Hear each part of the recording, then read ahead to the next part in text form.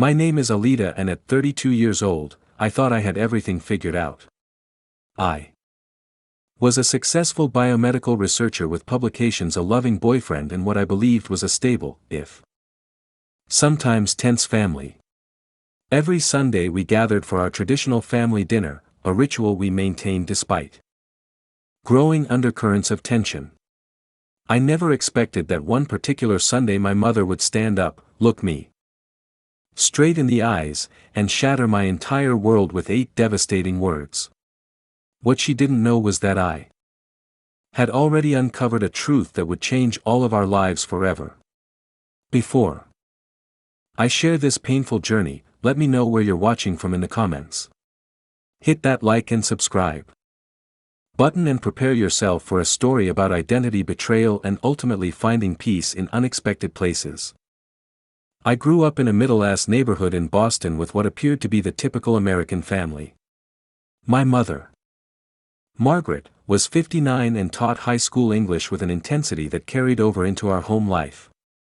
She demanded excellence in everything from grades to table manners to the way I dressed. My father, William, was 62, a civil engineer who spent most of his time either at work or in his home office, emerging primarily for meals and occasional family outings.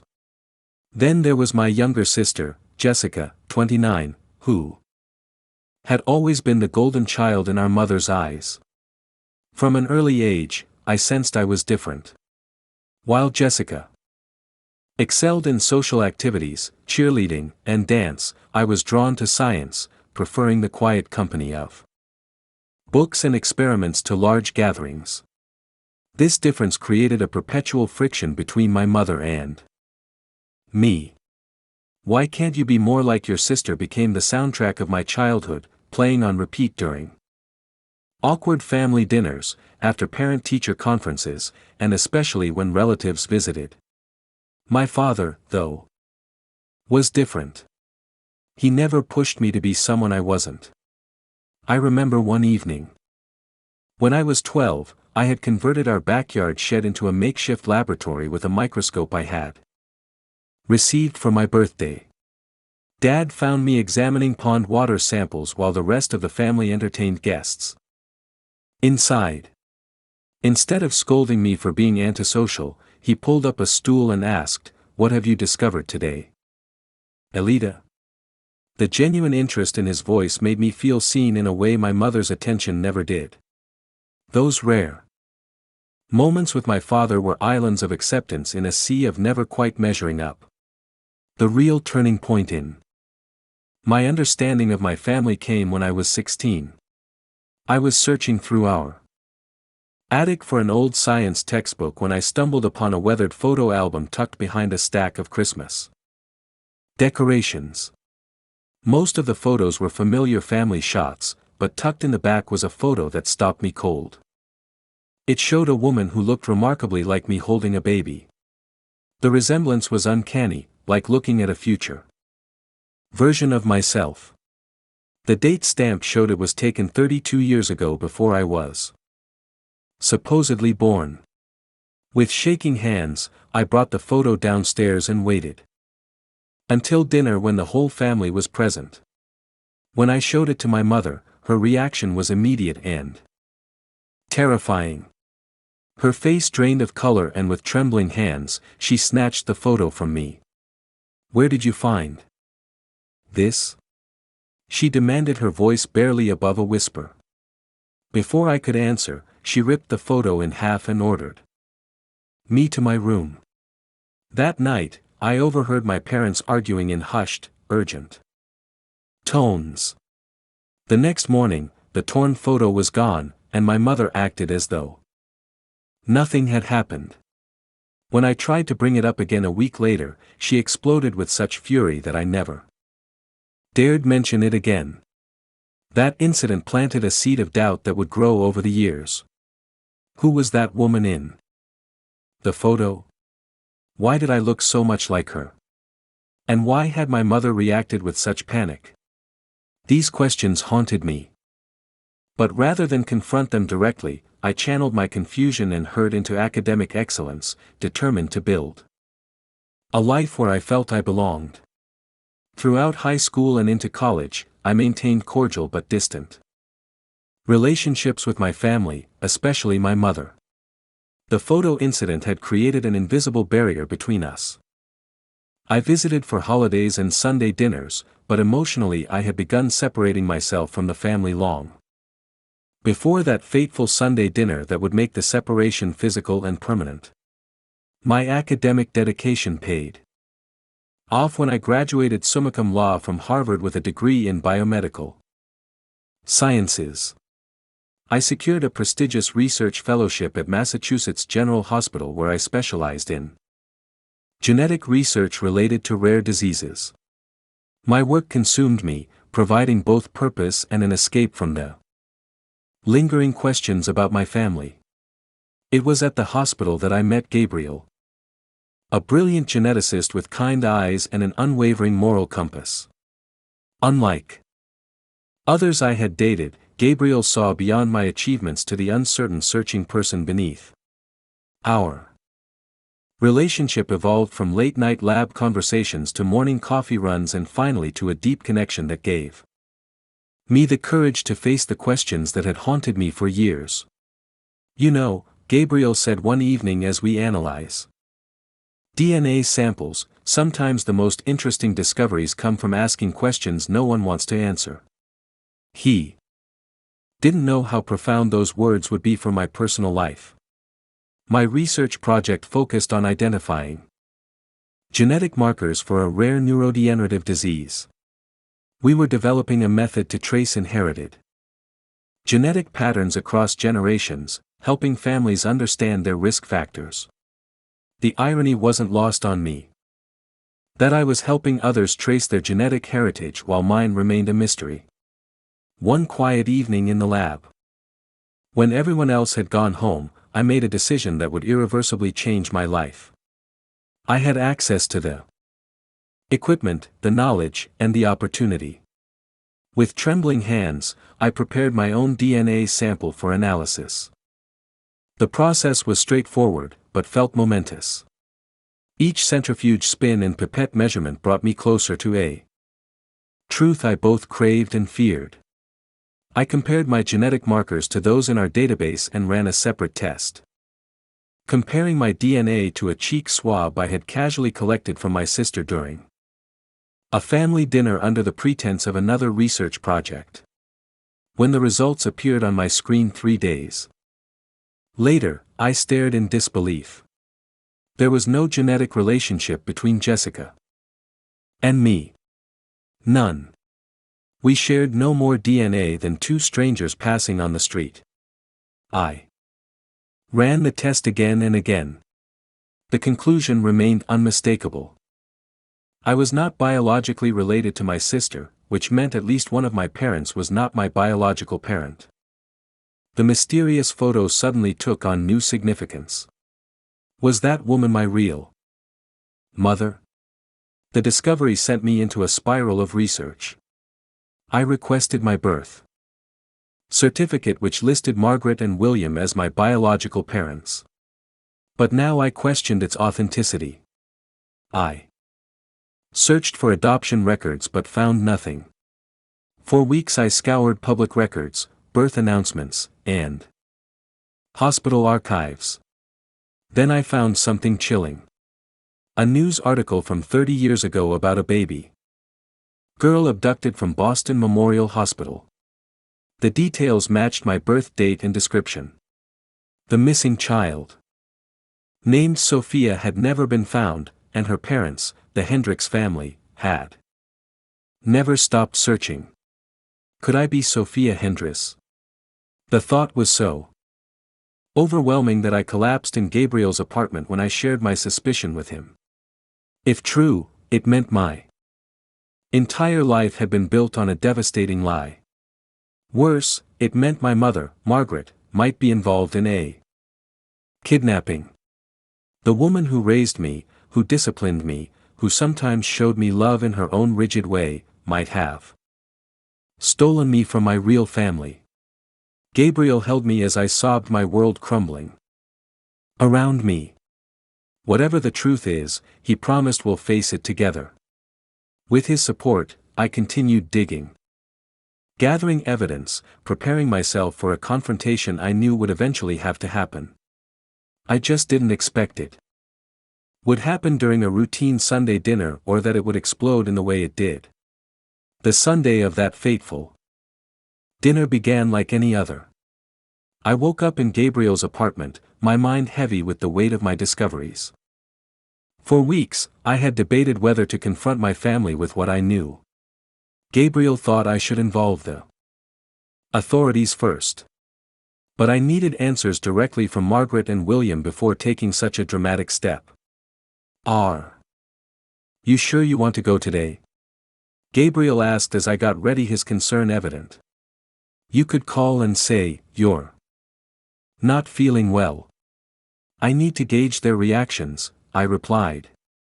Though my voice wavered, I might not directly confront them, but I need to see them knowing what I know. The familiar drive to my parents' suburban home felt surreal. The neat lawns and tidy houses seemed like props on a stage where I'd been playing a role all my life. When I arrived, Jessica's car was already in the driveway.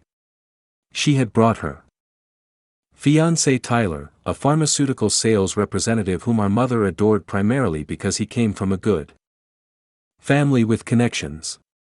The house smelled of pot roast and fresh bread.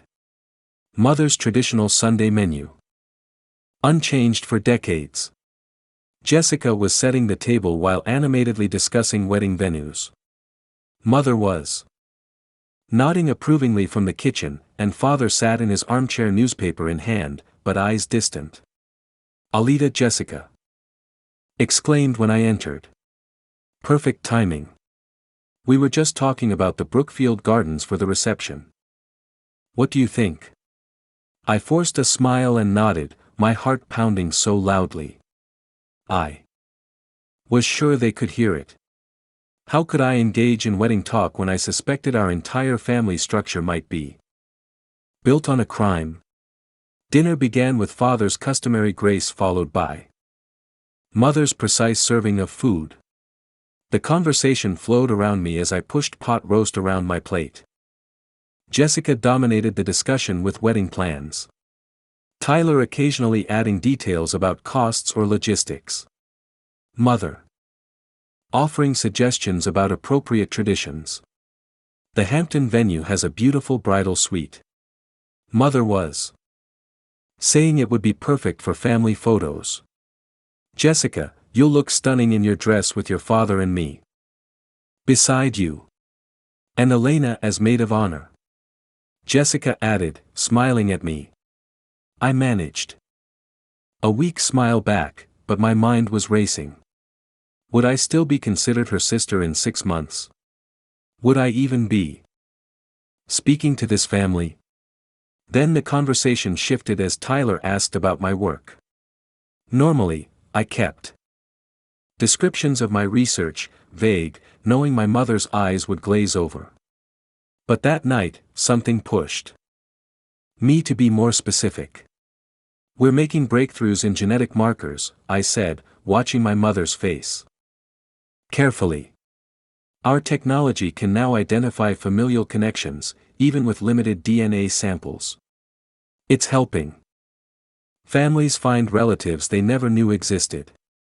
My mother's hand trembled slightly as she reached for her water glass. That sounds very technical, she said dismissively. Jessica, tell us more about the floral arrangements you're considering. But I pressed on. It's fascinating, really. We've helped reunite siblings separated at birth.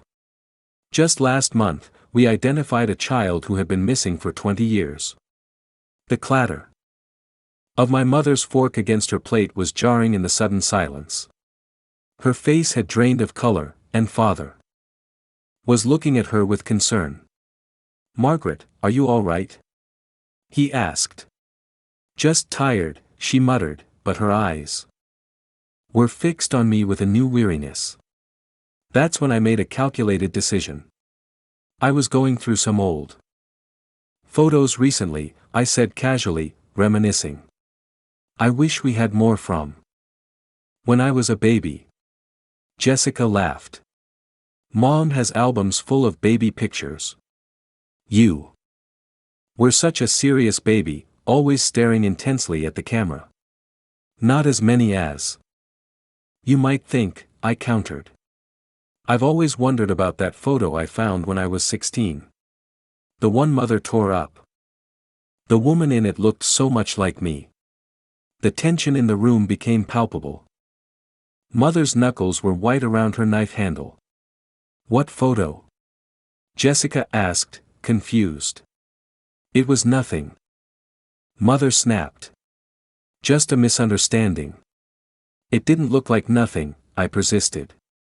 In fact, it looked a lot like a woman who might have been my biological mother. The words hung in the air like a physical presence. Tyler and Jessica exchanged confused glances. Father had gone completely still, his. In my car, hands shaking on the steering wheel, I called Gabriel. It's done was all I could say. I'm coming home. Home. The word had never felt so complicated. I drove away from the house where I'd grown up, my mind buzzing with questions still unanswered, but with one terrible certainty. The woman who raised me had just confirmed my worst suspicions. Now I needed to find out who I really was. The weeks following that explosive Sunday dinner were both liberating and terrifying. Gabriel insisted I move in with him, permanently converting his spare room into an office where I could continue my research, both professional and personal. His apartment became my sanctuary, a place where I could process the seismic shifts in my identity without judgment. Sleep became my enemy.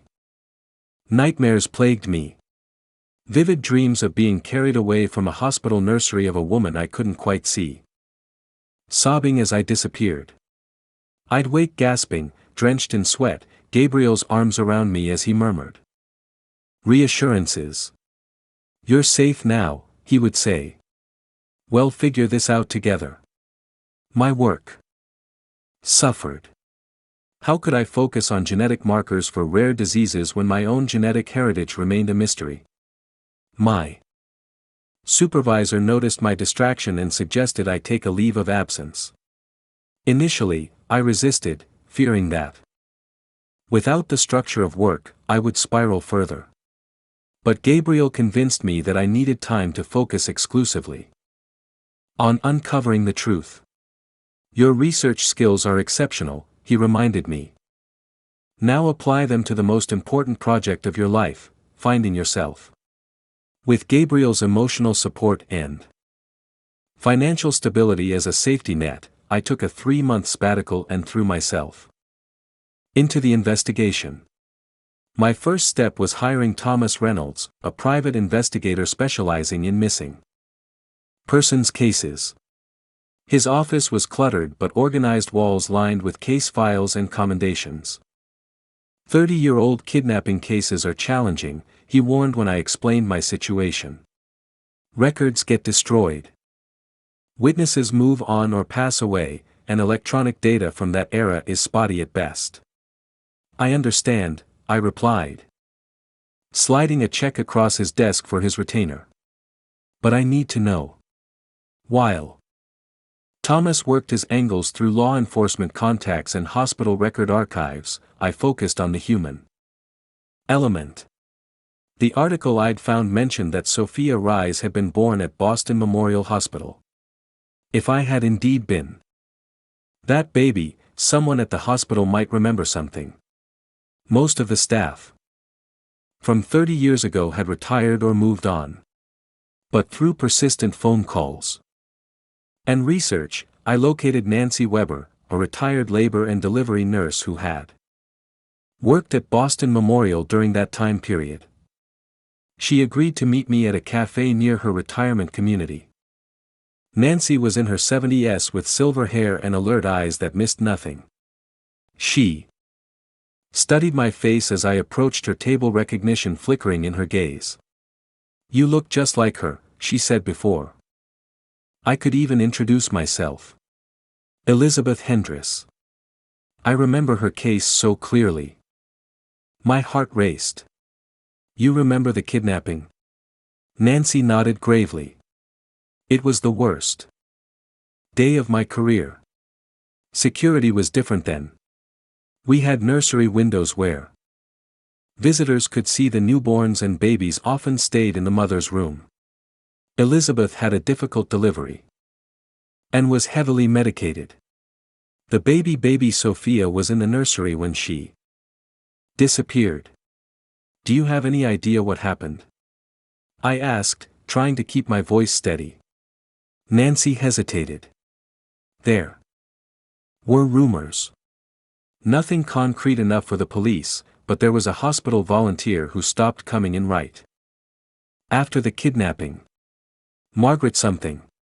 She had lost several pregnancies and was intense.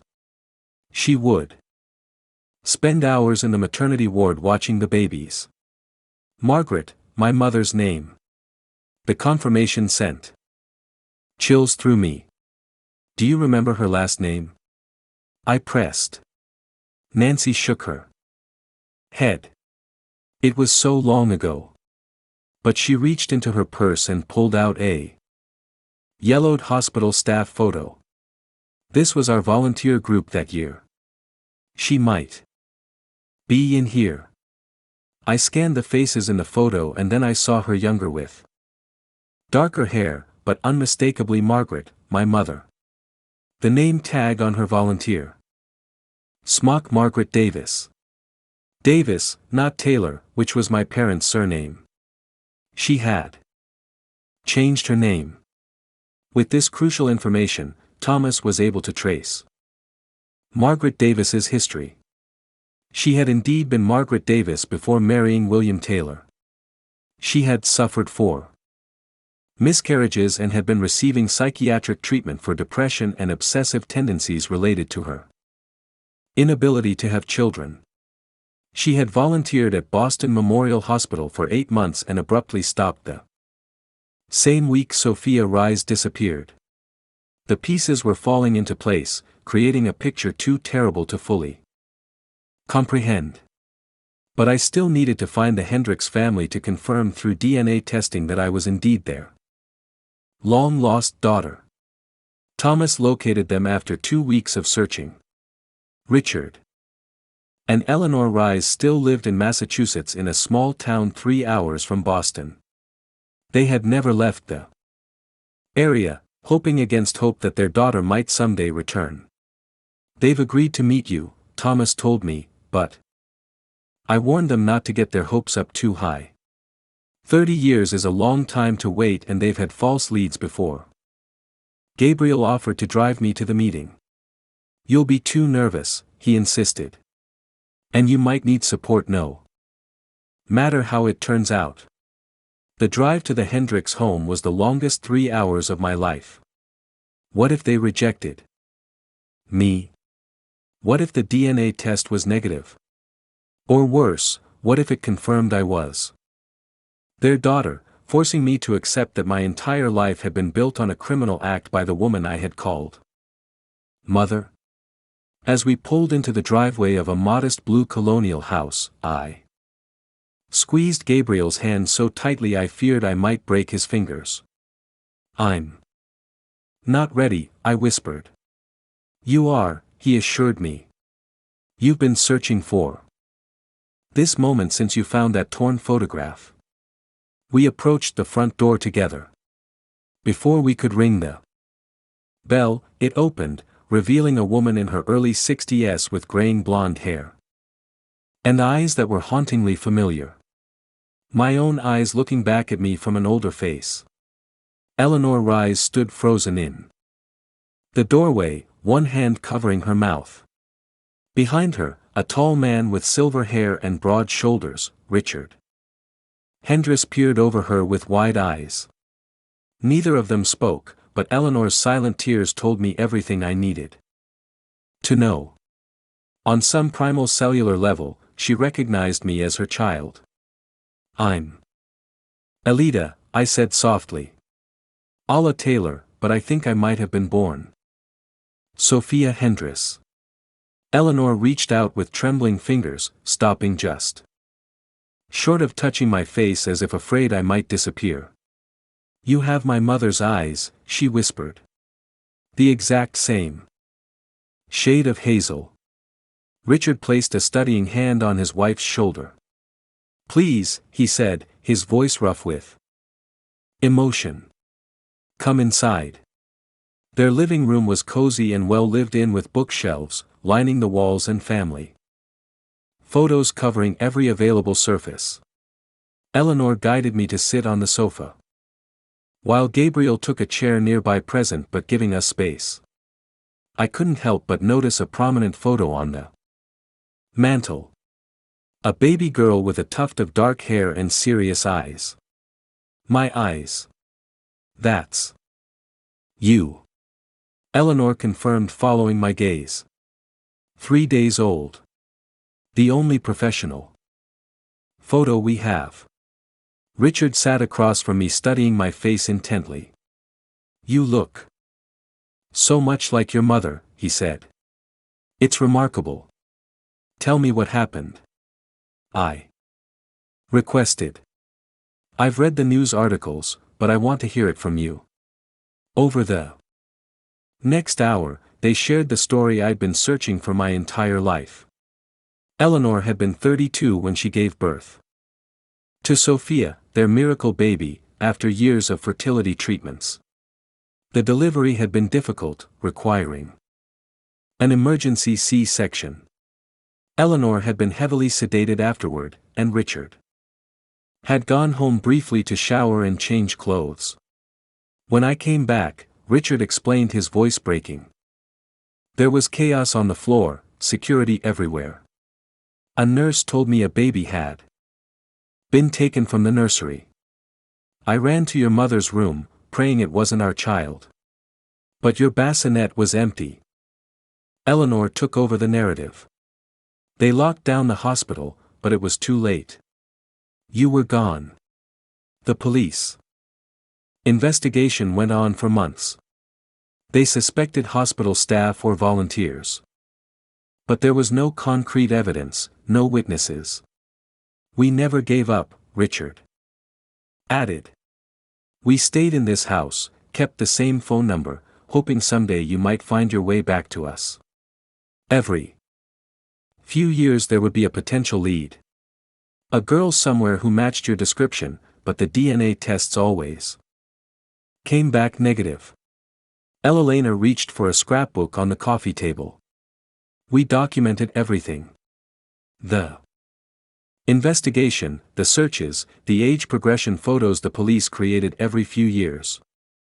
I paged through the scrapbook, seeing newspaper clippings and flyers with a baby's face that gradually morphed into what someone thought Sophia might look like at 5, 10, 15 years old. The age progression at 20 looked startlingly like my college ID photo. I brought this, I said, removing a sealed DNA test kit from my purse, if you're willing. It's the same technology we use in my lab. Highly accurate. We would know for certain. Eleanor and Richard exchanged glances, communicating silently in that way. Long married couples do. We don't need a test to know you're our daughter, Eleanor said gently.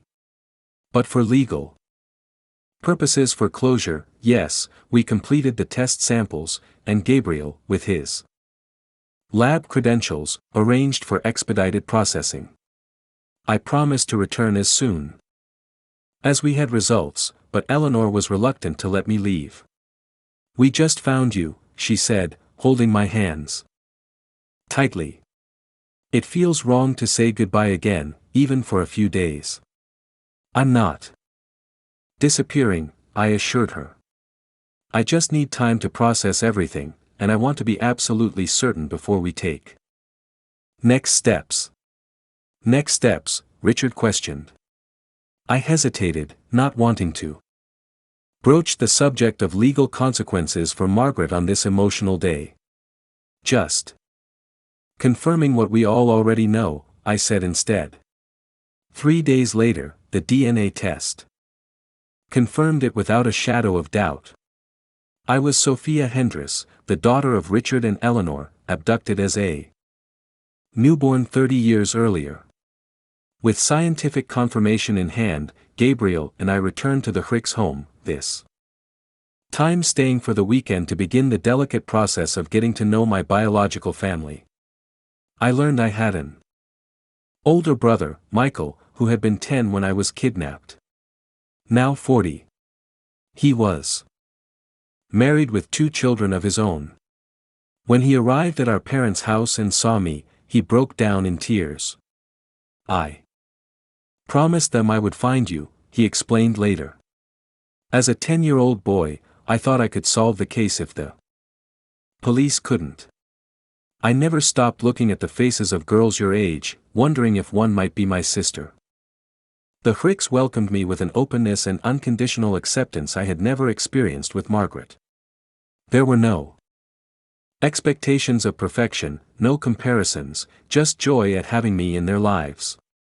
They asked about my life, my work, my interests, genuinely wanting to know the person I had become. We have 30 years to catch up on, Eleanor said, showing me childhood photos of Michael and telling me family stories. But we have time now. All the time in the world.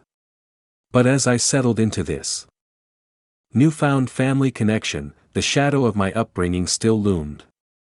Margaret and William had raised me, shaped me for better or worse, and there was still the matter of Margaret's crime. I couldn't simply disappear into my new identity without addressing the past. With the DNA evidence in hand, I made the difficult decision to contact the authorities. The detective assigned to the case, a compassionate woman named Detective Rivera, explained that while the statute of limitations had expired on some potential charges, kidnapping was still prosecutable.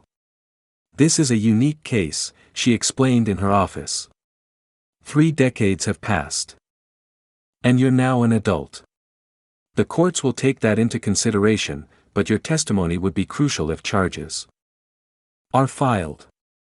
The thought of testifying against Margaret of being responsible for sending her to prison weighed heavily on me.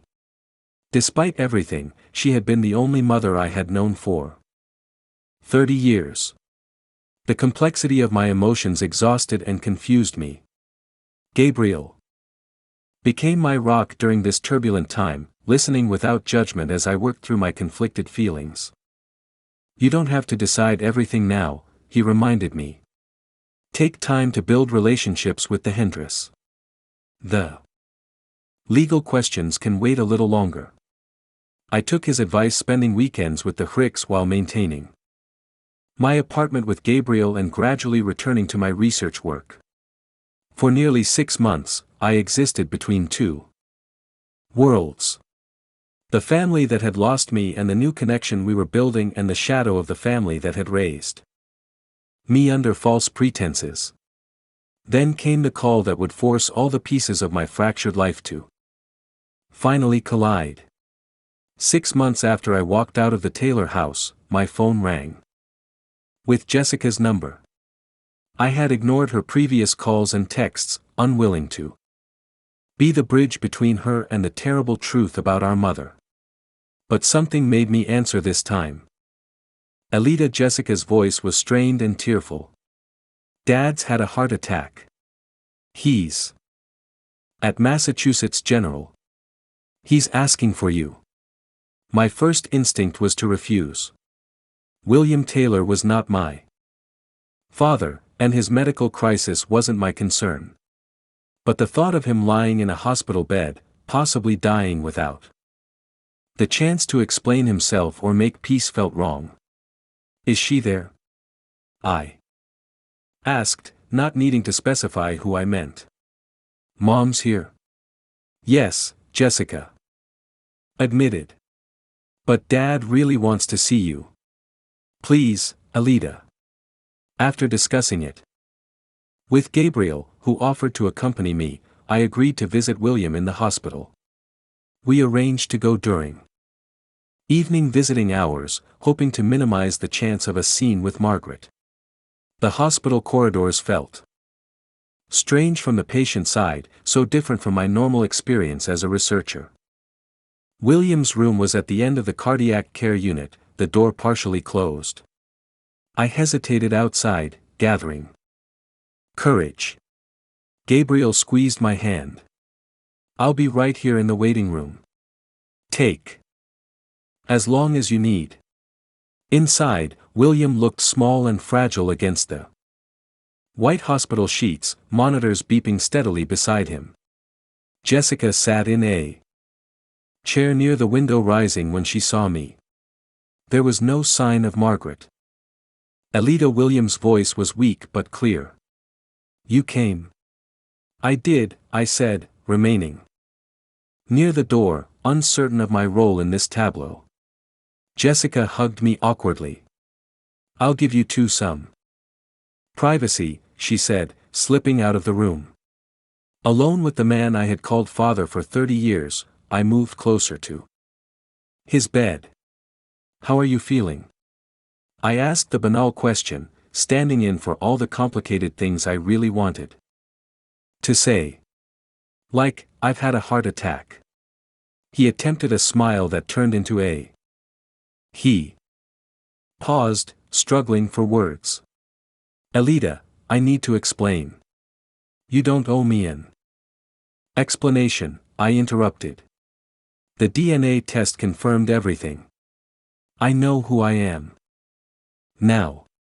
William's eyes filled with tears. I didn't know, he whispered. Please believe that. I thought we had adopted you legally. Margaret told me she had arranged everything through a private adoption agency. The paperwork seemed legitimate. I never suspected. His words hit me like a physical blow. William hadn't known. He had believed I was their legally adopted daughter all these years. When did you find out the truth? I asked, sitting in the chair. Jessica had vacated. After you left that Sunday, William admitted. Margaret had a breakdown. She confessed everything to me and Jessica. It was. He closed his eyes briefly, devastating. Before I could respond, the door opened. And Margaret entered. She stopped abruptly when she saw me. Her face a complex mixture of emotions, anger, fear, and something that might have been longing. You shouldn't be here, she said, her voice tight. I invited her. Margaret, William said firmly. She deserves to hear everything from us. Margaret moved to William's side, pointedly, not looking at me. The doctor said, you need to rest, not get upset. I need to make this right, William insisted. Or as right as it can be after 30 years. A tense silence filled the room. I stood ready to leave rather than cause William additional stress, but he gestured for me to stay. Tell her, Margaret, he urged. Tell her everything like you told me. Margaret sat rigidly in a chair, hands clasped tightly in her lap. For a long moment, I thought she would refuse. Then she began speaking, her voice detached, as if recounting someone else's story. I had 4 miscarriages before you, she said. Each one later than the last. The final one was at 7 months. They let me hold him, my tiny son, before they took him away. After that, the doctor said I shouldn't try again. She paused, and for the first time I glimpsed the profound grief that had shaped her life and consequently mine. I fell into a deep depression.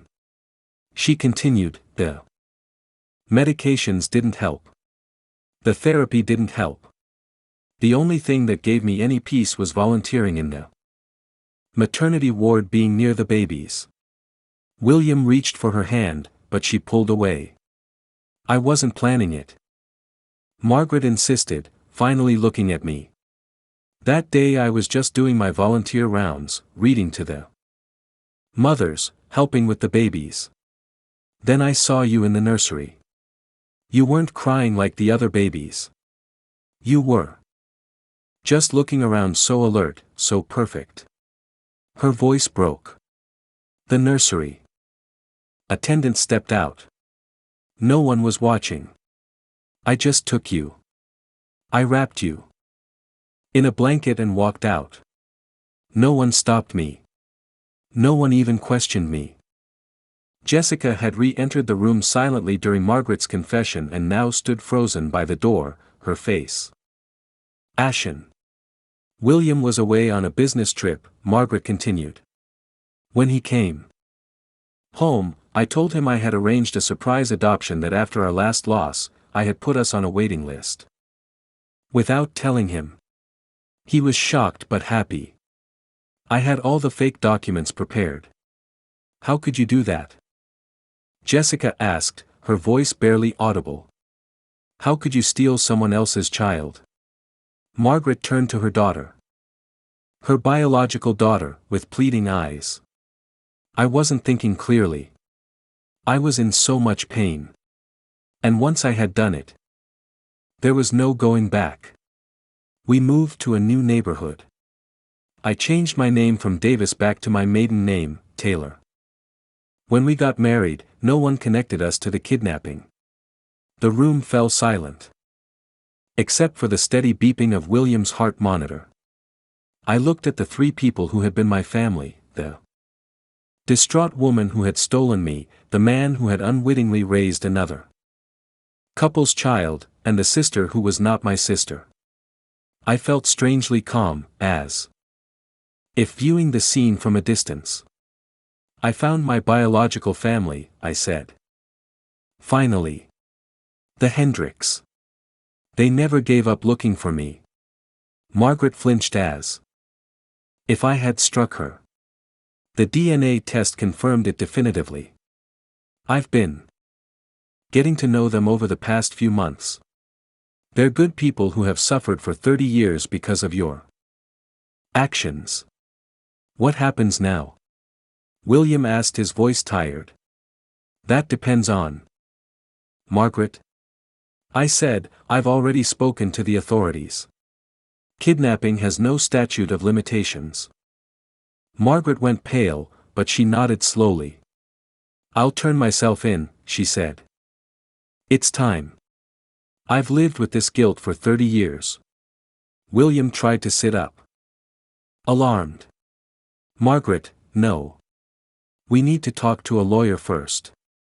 I'm tired of lying. William, she interrupted. I'm tired of the fear of watching every news story about missing children and wondering if today would be the day they found us. It's over. Jessica was crying silently.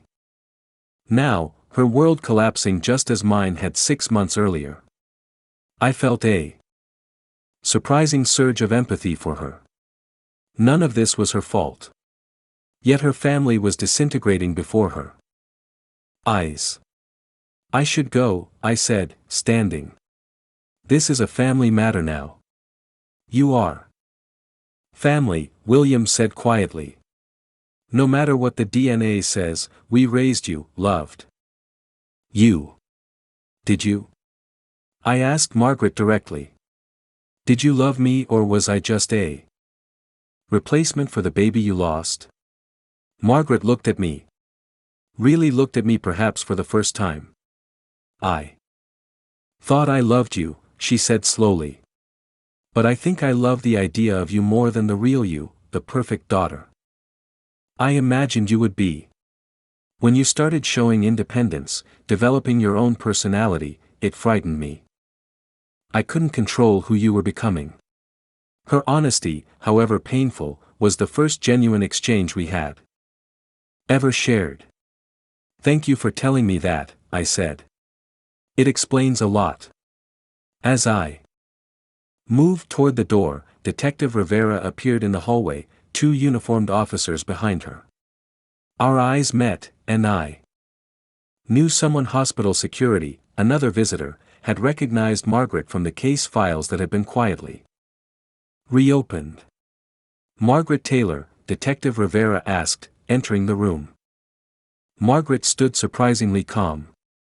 Yes, that's me. We'd like you to come with us to answer some questions regarding the disappearance of Sophia Hicks in 1995. Jessica began protesting while William called for a lawyer. But Margaret simply picked up her purse and walked toward the officers. It's all right, she told her husband and daughter. It's time to tell the truth. As Margaret was led away, she paused beside me. I'm sorry, she said quietly. Not just for what I did, but for not being the mother you deserved. I couldn't respond. The apology, while seemingly sincere, couldn't begin to address the magnitude of her actions or their impact on so many lives. I watched her walk away escorted by the officers, a small, defeated woman bearing the weight of a 30-year-old crime. In the waiting room, Gabriel embraced me, absorbing the tremors of emotion I had suppressed during the confrontation. You did it, he murmured into my hair. You found the truth. But as I left the hospital that night, I wondered if the truth alone was enough to heal the wounds that stretched across 3 decades and 2 families. The story wasn't over yet. Not for any of us. The legal proceedings against Margaret moved slowly through the justice system. A case without precedent in many ways. Given her age, health issues, and the unusual circumstances, the prosecution offered a plea deal, 6 months of house arrest, followed by 5 years probation, mandatory psychiatric treatment, and financial restitution to the Hendricks family. When the prosecutor asked if I wanted to make a victim impact statement at the sentencing hearing, I struggled with the decision. Part of me wanted to articulate the profound impact Margaret's crime had on my life. The identity crisis that continued to reverberate through my existence. Another part recognized that no statement could adequately capture the complexity of being raised by the woman who stole me. I need to speak, I finally decided, not for vengeance, but for closure. The courtroom was tense as I approached the podium. Margaret sat at the defense table, looking smaller and older than I remembered. William and Jessica were seated behind her, their faces drawn with stress. On the other side of the aisle, Richard and Eleanor Rise watched with supportive expressions, my brother Michael beside them. Gabriel sat directly behind me, a steadfast presence. 30 years ago, I began a desperate act. Changed the course of many lives. I was taken from my biological parents who spent decades searching for me, never giving up hope. I was raised by William and Margaret Taylor, believing I was their daughter, never understanding why I felt like an outsider in my own family. I looked directly at Margaret. What you did was unforgivable. You stole not just a baby, but a lifetime of memories that should have been shared with the Hendricks family. You robbed them of watching their daughter grow up. You robbed me of knowing my true heritage, my brother, my extended family. Margaret's head bowed lower with each word. But I'm not here to demand punishment, I continued. I'm here to reclaim my narrative. For 30 years, my story was built on a lie. Today, I stand before you as both Alida Taylor and Sophia Hendricks, embracing the complex truth of who I am. I turn to address the judge directly. Your Honor, I ask that whatever sentence is imposed, it includes mental health treatment. What Margaret did was wrong, but it came from a place of profound grief and mental illness that went untreated. No punishment can restore what was lost. But perhaps treatment can prevent others from experiencing similar pain. After the hearing in the courthouse corridor, William approached me hesitantly. "That was generous of you," he said. "More than she deserved." "Perhaps it wasn't about what she deserved," I replied. "It was about what I needed to move forward." The legal resolution marked a turning point. But the emotional journey of reconciliation was far more complex. Over the following year, I worked with a therapist specializing in identity issues and family trauma. Slowly, I began integrating my two identities, the Alida I had been for 30 years and the Sophia I was born to be. With the Hendricks family, I built new connections that felt simultaneously foreign and familiar. Eleanor and I discovered shared mannerisms and preferences that transcended our separation, genetic echoes that no kidnapping could erase. Richard taught me to sail on the family boat, a hobby he had hoped to share with his daughter from childhood.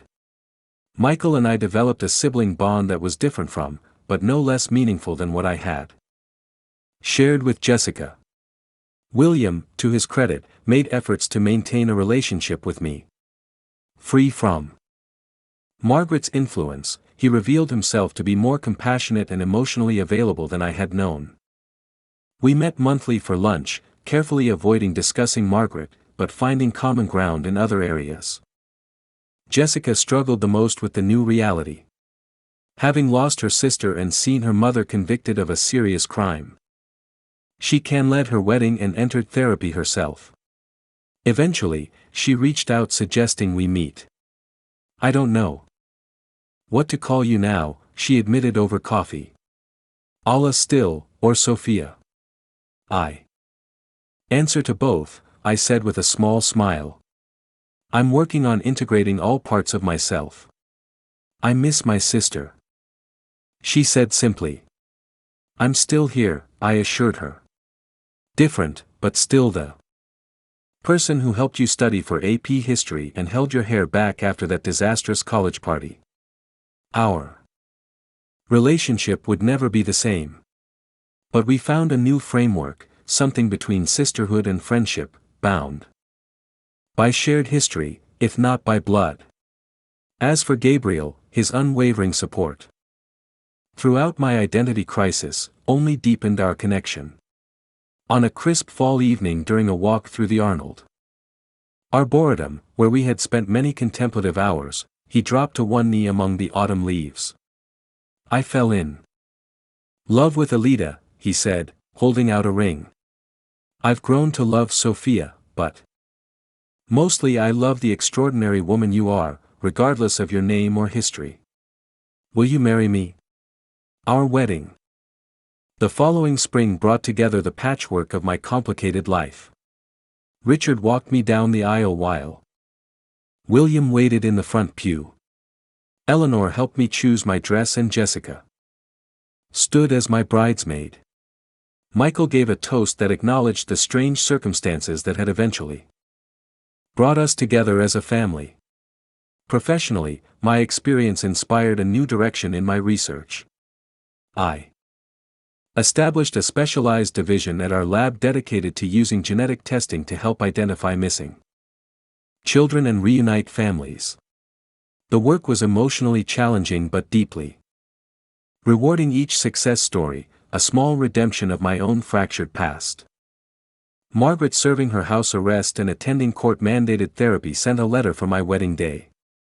I kept it unopened for weeks, uncertain whether to engage with her words.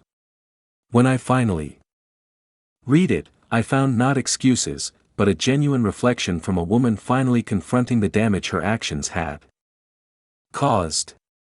"I cannot undo the past," she wrote. "But I am working to understand it. To ensure that the pain stops with me. You have built a beautiful life despite not because of my actions. That is a testament to your strength, not my mothering. The journey of healing is not linear. There are still days when I feel disoriented by the dual nature of my identity. Days when anger resurfaces at the deception that shaped my early life.